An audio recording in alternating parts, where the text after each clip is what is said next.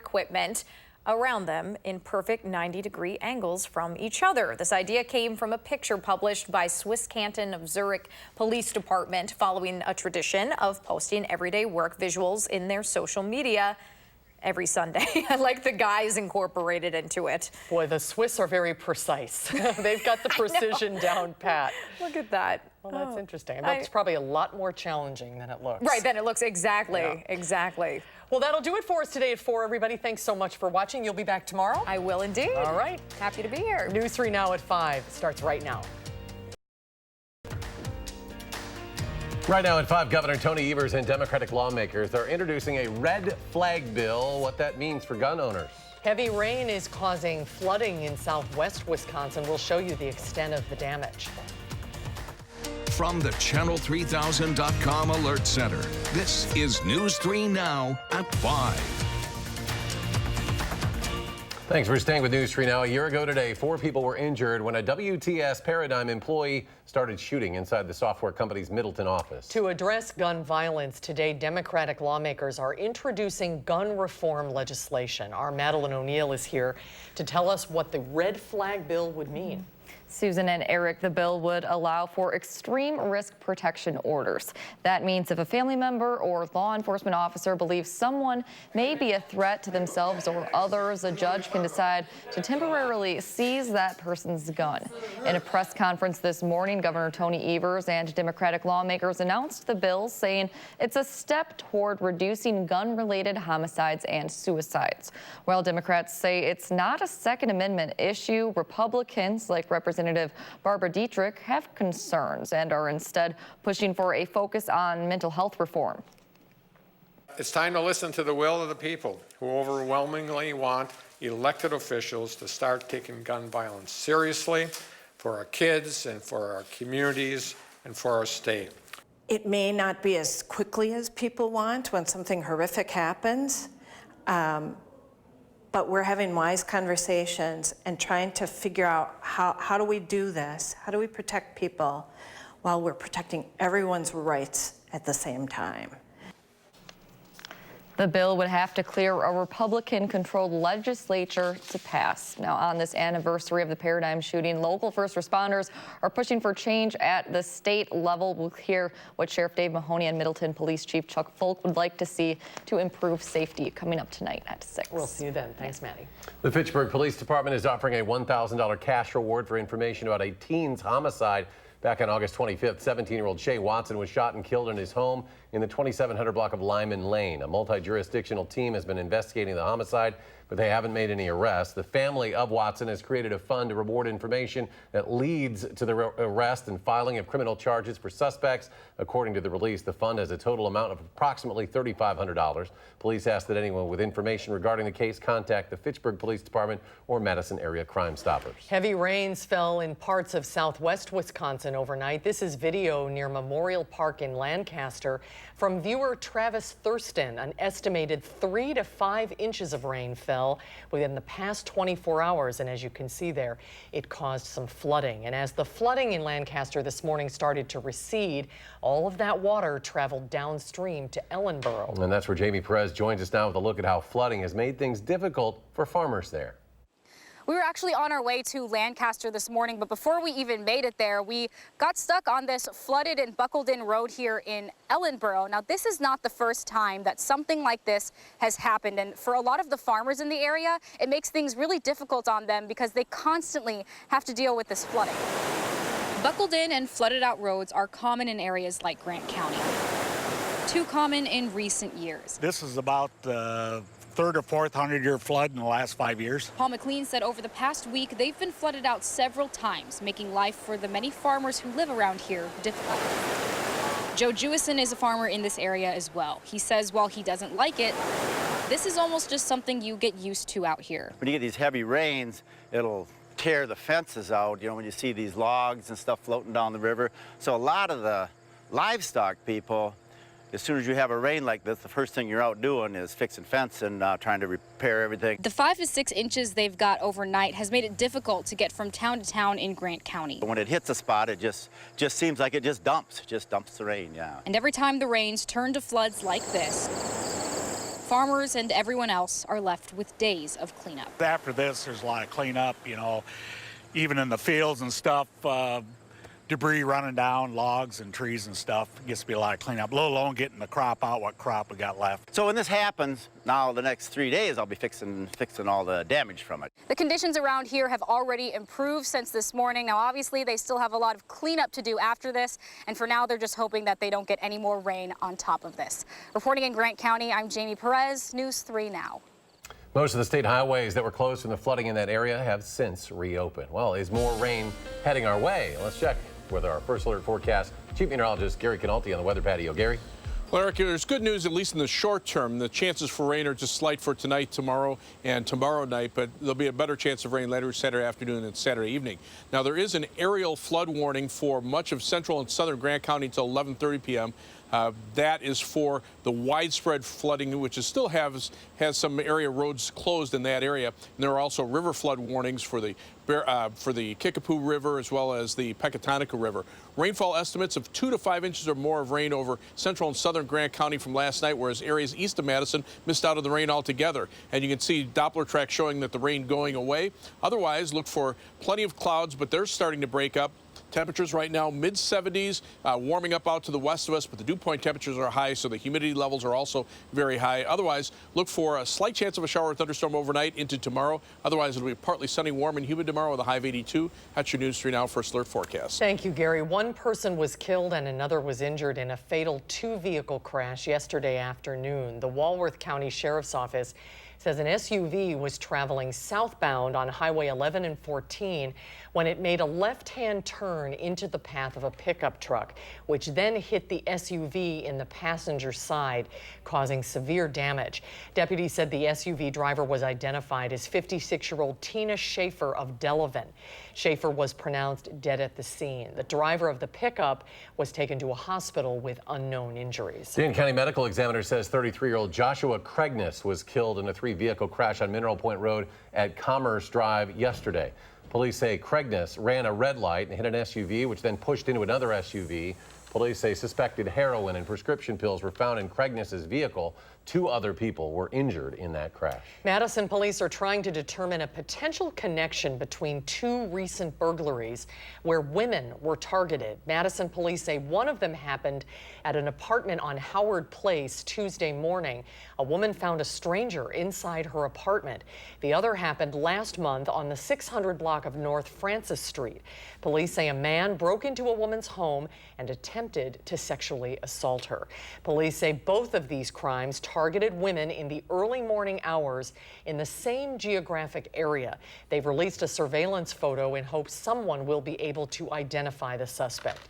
Anyone with information about this person or these crimes is asked to call Madison Area Crime Stoppers. The Sun Prairie Police Department says it has arrested 4 people in connection with an August armed robbery. They say it happened near the 1400 building block of Park Circle. Police say a man used a handgun to hit a 21-year-old victim during a robbery. 2 adults, 2 juveniles were arrested. 18-year-olds Daniel Backus and Charles Warren were arrested on armed robbery-related charges. 2 16-year-old boys were also arrested and could face charges. The firearm used in the robbery was located and seized in a search. The debate about dying with dignity is coming to Wisconsin. A group of Democratic lawmakers introducing a bill to give certain terminally ill patients the option of medical aid in death. Danica Lewis joins us now with one family's emotional plea. Danica. Eric and Susan, this bill would give adults who are terminally ill, mentally capable of making the decision with 6 months or less to live, the ability to take medication to die peacefully in their sleep. Bill Baum joined the lawmakers supporting this bill at the Capitol today. The Wisconsin native and his partner were childhood sweethearts who reunited at a high school reunion nearly 40 years later in California. Unfortunately, though, she was diagnosed with terminal lymphoma and chose to undergo medical aid in dying a couple years ago. I miss Barbara Reese.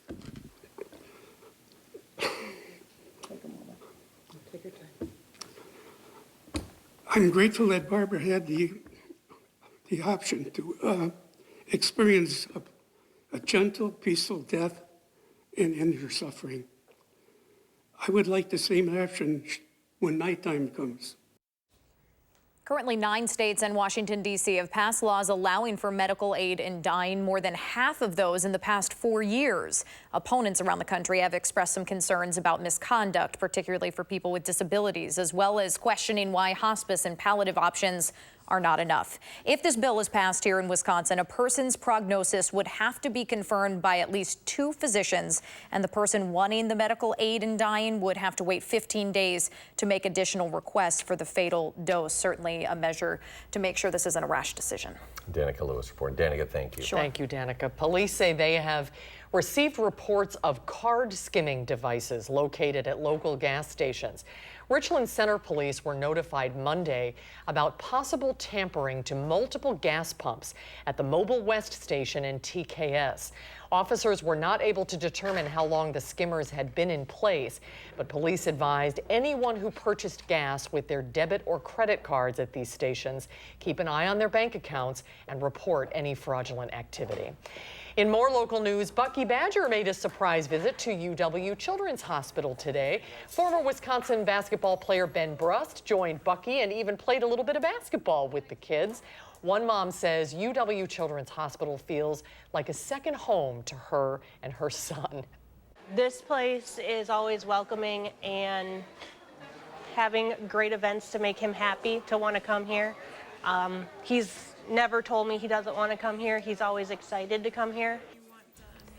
The event featured arts and crafts, fingernail painting, and even Bucky handed out some gifts to the children. State Superintendent Carolyn Stanford Taylor gave the annual education address today at the Capitol. Taylor took over as state school superintendent after her predecessor Tony Evers was elected governor. At the event, News 3 Now was recognized as a friend of education. The award for our stories on top-notch teachers, spotlighting area educators, and our Time for Kids report, which is an online resource for students, parents, and teachers, and also encourages young people to be unique in our #BU movement. Our Charlotte Deleste and Danica Lewis, as you see there, accepted those awards. Madison Magazine has released its top places to work list. This year, 30 Madison companies were selected. The list broken up into small, medium, and large.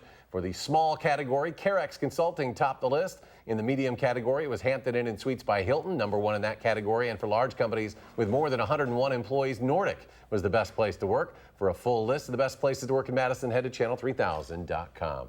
More to come on News 3 Now at 5 up next. The CDC says the number of cases of vaping-related sickness has risen. We'll have the latest on those numbers. And then coming up tonight at 6, the gunman who shot 4 people at a Middleton office building used a gun loophole that the police chief is trying to close. We'll hear from him 1 year later. Thursday numbers from Wall Street. The Dow falls 52 points. The Nasdaq up 5.5, while the S&P inched up 0.06 of a point. We'll be right back.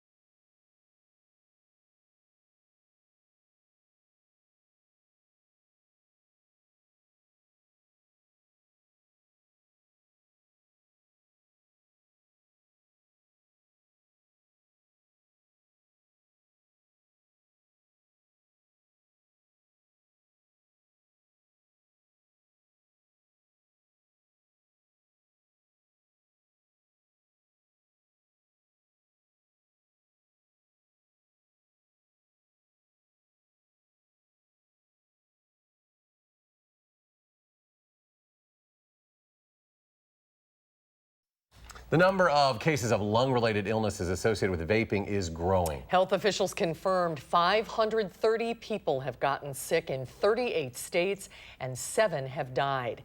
The Centers for Disease Control and Prevention expects that number to rise. While officials can't pinpoint the exact cause of the illnesses, most patients reported using e-cigarette products containing THC. 3/4 of the cases are male and 2/3 are between the ages of 18 and 34. Until we know more while this investigation is ongoing, if you have health concerns, we recommend you consider not vaping and not using e-cigarettes. Flavored e-cigarettes are a big concern for health officials because they attract children and teens to vaping. The Trump administration is moving to ban the sale of flavored e-cigarettes. Emotions were charged at a House hearing today on policing practices, touching on several high-profile cases. The Reverend Al Sharpton testified before a House Judiciary hearing on policing, imploring lawmakers to act. Sharpton appeared alongside Gwen Carr, the mother of Eric Garner, who was killed 5 years ago after he was put in a chokehold by a New York City police officer. How come no one was held accountable? No one was held in charge for my son's death. Garner's death and the deaths of other unarmed black men at the hands of police inspired national movements against police brutality. Activists hope today's hearing will be a step in helping repair the relationship between police and the communities they serve. The Trump administration is battling Congress over a whistleblower complaint that could impact national security. The Washington Post reporting the complaint concerns an interaction between President Trump and a foreign leader, which included a promise that was, quote, so troubling it prompted a U.S. intelligence official to come forward.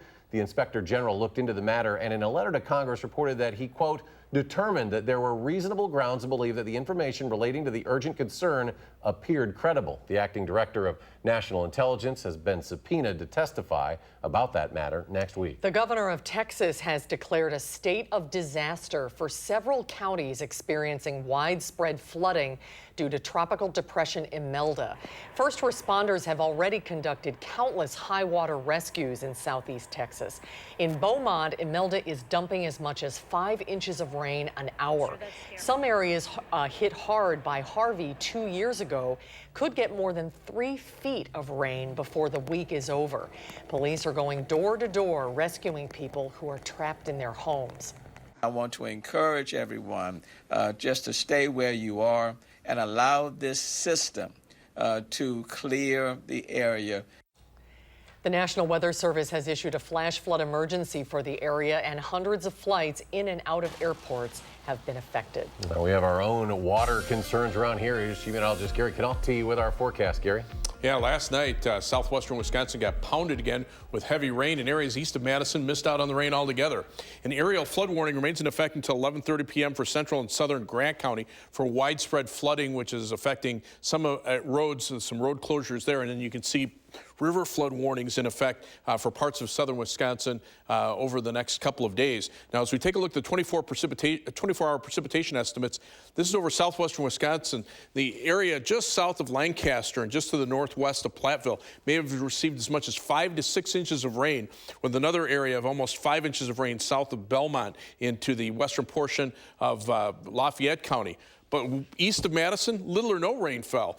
Some showers up to the north in Dodge County, but basically west of Madison, that's where all the heavy rain was last night. Now, fortunately, the last of the rain has moved out for the time being across southern Wisconsin. Can't rule out an isolated shower or thunderstorm tonight, tomorrow, or tomorrow night. The better chances of rain return later Saturday into Saturday night. Computer models for that rain show another 1 inch of rain, at least according to the USGFS computer model, with perhaps as much as 1 3/4 inches over southwestern Wisconsin and heavier amounts in excess of 2 or 3 inches and heavier thunderstorms. Don't need that. The European computer model, very similar, about 1.25 to 1.5 inches of rain over southern Wisconsin, lesser amounts to the north. Our local RPM computer model showing similar numbers, and this is through Sunday morning. Again, about 1 inch to 1.5 inches. Some areas picking up as much as 2 inches of rain and heavier thunderstorms, but it's hard to pinpoint exactly where those pockets of heavier rain will be. There also is a marginal risk of severe thunderstorms on Saturday afternoon and Saturday night west of Madison for gusty winds and hail and the stronger storms. Live view from WISC Skycam starting to show some sunshine peeking through the clouds. The Edgewater Skycam in downtown Madison also showing a little sunshine over the isthmus. As we check out the almanac for today, the cloud cover and rain held our temperature down. High today so far 74, the low a muggy 67, and right now we're at our high for the day of 74. That might go up a couple more degrees before the day is done. Winds out of the south-southeast at 6, and the dew point temperature at 66. Well, here's what's left of Imelda, just kind of spinning around over eastern Texas. Take a look at some of the rainfall estimates according to the Doppler radar there. This is over the last 7 days. Perhaps as much as 20 to 30 inches of rain between Houston and Beaumont. That was an area that was hit so hard by Harvey before, but now you can see the rain starting to shift to the east. So hopefully that will preclude the flooding concerns there. Temperatures right now are in the 70s where there's been cloud cover. To the west, our temperatures back up in the 80s across much of Minnesota and western Wisconsin. And we'll see high temperatures in the lower 80s for tomorrow. The humidity isn't going anywhere. With all the rain we've had recently, that just keeps the dew point temperature high. They're in the upper 60s, close to 70 in some spots. So the air will remain very muggy, but hopefully the showers and thunderstorms will be a little quick, have a little faster movement as the jet stream is almost right overhead. But again, the chances for rain will probably be best Saturday afternoon and Saturday night as this cold front eventually moves in from the west. And once that happens, following the passage of that front, we'll see a break in the heat and humidity for early next week. So for tonight, mostly cloudy skies, patchy fog, a slight chance of a shower or thunderstorm, low at 64. Tomorrow will turn partly sunny, warm and humid, just an outside chance of a shower or thunderstorm with a high of 82. Future track shows just a slight chance of a shower or thunderstorm overnight. Tomorrow, again, a slight chance during the day, some sunshine, highs in the lower 80s. A slight chance for tomorrow night. Temperatures staying warm in the mid-60s thanks to the high humidity. And the better chances of showers and thunderstorms start to arrive by Saturday afternoon, highs in the mid-70s. Rainfall amounts a ½ inch to an inch, but locally over 2 inches in the heavier thunderstorms. 7 to 10 day forecast, though. Once that cold front comes through, still a chance of showers and thunderstorms Sunday, but we see a break in the heat and humidity for next week. Highs lower 70s, dropping back to the upper 60s, and a drop in the humidity, especially toward the end of next week. As we take a look at first alert traffic right now, there's the view of the Park Street camera at the Beltline. Traffic moving slowly in both directions, but it is moving. Right now, seeing some delays on the eastbound Beltline from Monona Drive back to around Fish Hatchery Road. Westbound from about Fish Hatchery Road to John Nolan Drive. Right now, a 22-minute commute on the eastbound Beltline from University Avenue to the interstate. 20 minutes going back in the westbound direction. Heading out of Madison, it's 27 minutes down to Janesville on I-3990 from the Beltline. 18 minutes to Sauk City on US 12. And a quick 16 minutes on East Washington Avenue, US 151 from downtown to Sun Prairie. That's your News 3 Now for alert traffic. Thank you, Gary. Still ahead on News 3 Now at 5, a new initiative aims to prevent children from dying in hot cars. We'll explain after a short break.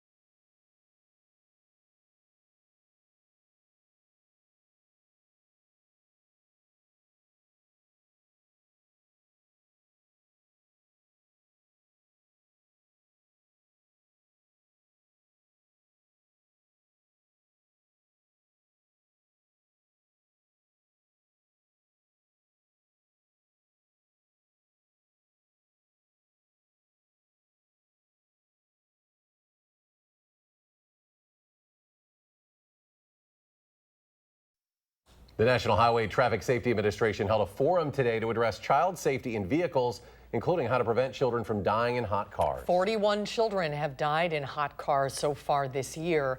Last year, a record 53 children died in hot vehicles. Memory expert Dr. David Diamond explains how easy it is for parents to forget their child. Parents of young children are very sleep deprived. That's part of being a parent and very stressed. And those kind of trigger factors will interfere with your ability to be able to stop that routine, remember that your child is in the car, and take the child to daycare. Earlier this month, automakers voluntarily agreed to add rear seat reminder systems in virtually all new cars sold in the U.S. by 2025. The National Highway Traffic Safety Administration announced it will monitor automakers' progress in installing the auto alerts, and it will double its campaign budget to $3 million to reinforce to caregivers to always double-check the back seat. When it comes to holiday travel, AAA says the time to book is quickly approaching. They say the best time to buy your flights is September 25th and book by the end of October. AAA also recommends getting help with your flight from a travel agent and purchase flight insurance, especially when booking 25 to 60 days in advance. And one more reason to book early, AAA expects more than 150 million people to be on the roads and in the air during the Thanksgiving and Christmas holidays. Stay with us. We'll have another check of your forecast when we return.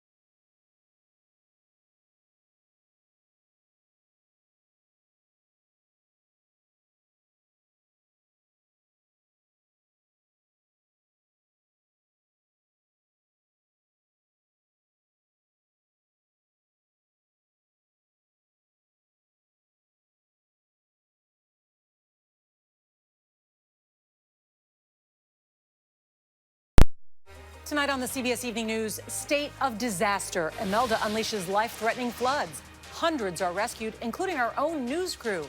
CBS News exclusive. Inside an ISIS camp in Syria, U.S. military officials call a ticking time bomb.